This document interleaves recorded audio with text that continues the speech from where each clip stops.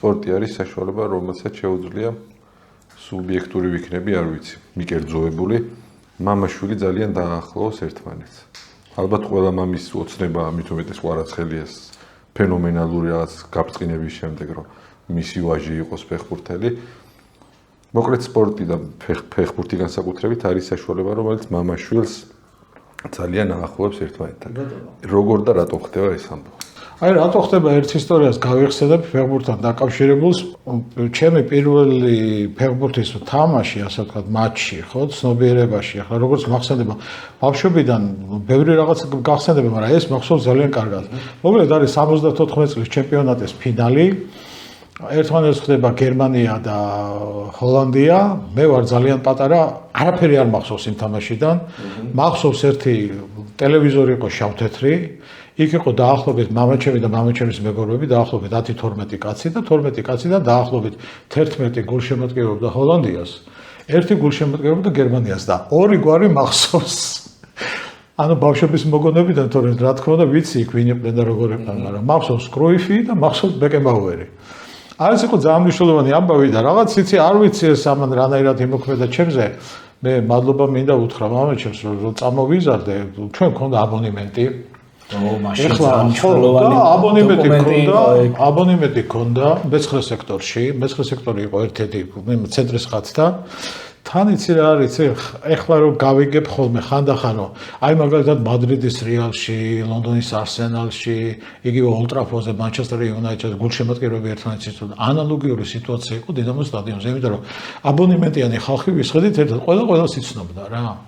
დავდიოდით და იმდენად მნიშვნელოვანი ამბავი იყო ამასაც ვიტყვი პატარა ბავშვი ვიყავი, ერთხელ ვიყავი დაახლოებით 10 თუ 11 წლის, დინამო თბილისი ეთამაშებოდა ჩერნომორეცის ოდესას. პირველი ტაიმი მოვიკეთ 3-0. აი არ დამავიწყდება რა ეს ამბავი. და მეორე ტაიმში ოდესელება გაგვიტანდა 3 ბურთი. დამთავრდა 3-3 და ნერვიულობისაგან ამიწია სიცხემ 39-მდე. ხო, სასწრაფო რომ გამოიძახეს, ნუ არ ვიცი და მაშინ მივხვდი რომ ვიყავი მოწამლული ფეხბურთით. და ამას ამ ფეხბურთს ისეთი მაგია აქვს მიშო არ ვიცი დამეთახვები თუ არ დამეთახვები ისეთი მაგია აქვს რომ ერთხელ რომ მოიწამლები შეხო განკურნება აღარ არის ერთხელ რომ მოიწამლები ნუ აქედან განკურნება არ და საინტერესო რა არის იცი არც გინდა მოწამლულს რო განიკურნო ხო იმიტომ რომ რა არის იცი ეხლა მარტო სპორტი ხო არ არის იგივე მარტო კოლექტიური ცნობიერება ხო არ არის მაღალი ესთეტიკაა რა მე ფეხბურთს როგორც მაღალ ესთეტურს რაღაც მოვლენას განვიხილავ და არა მარტო მე განვიხილავ. ეს არის ძალიან მნიშვნელოვანია. თან მით უმეტეს, როცა ამას უყურებ და ეს ყველაფერი ხდება დინამიურად, როგორც ახლა ამბობენ, რომ ძალიან და მაგარი დრაივია, მაგალითად, ძალიან მნიშვნელოვანია და ხარ რაღაც ისე ხო და რატო ფეხბურთი მაინც და მაინც?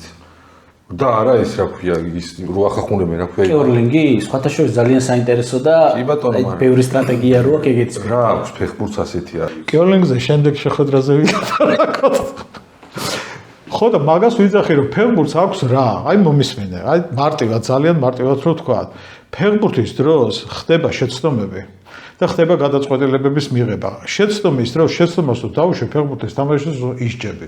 ეხლა კითხვა მაქვს შენთან. ცხოვრებაში შეცდომას რომ დავუშვებ ისჯები? მე მგონი ცხოვრება შენთვის პენალი ხო დაურტყია?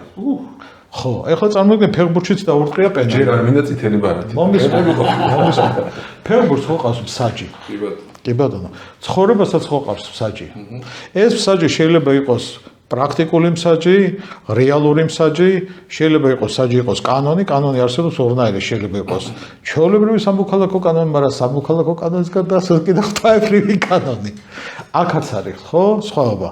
ეხლა რო შევხედოთ იმ თვალსაზრისით, რა განსხვავებაა, ხო არის მოდელი ფეხბურთი ცხოვრების, რა განსხვავება ფეხბურთსა და ცხოვრებას შორის.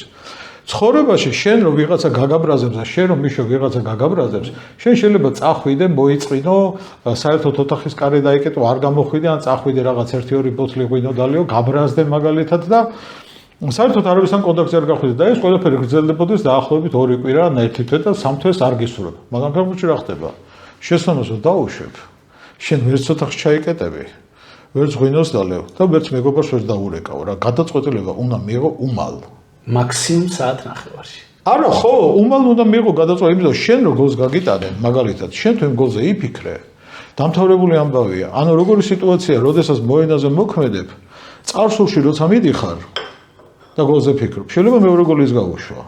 და როცა პენალს არ ტყავ, თუ იმაზე ფიქრობ, როგორი ბიჭი იქნები, ჩემპიონთა თასს უაიღო, პენალს ააცილებ. პენალი იმას კი არა, პენალი ააცილა, თავისუფლად ბაჯომ ააცილა 94 წელს.